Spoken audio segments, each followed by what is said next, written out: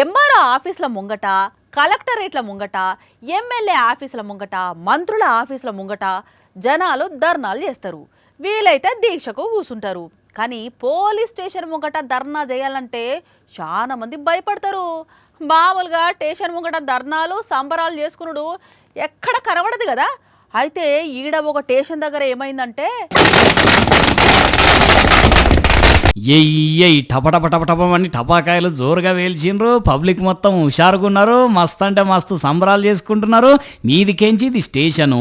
అసలు పోలీసులు అట్లెట్లా పర్మిషన్ ఇచ్చిండ్రు? వీళ్ళెందుకు ఖుషి ఖుషి అవుతున్నారు అంటే ఇగో ఇందుకు.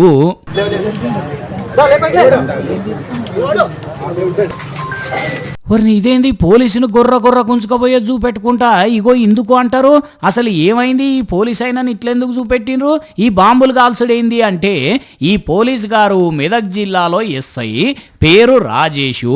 అయితే ఒక దొంగతనం కేసులో అతి తెలివి చూపెట్టి 50,000 లంచం తీసుకుంటా దొరికిపోయినట.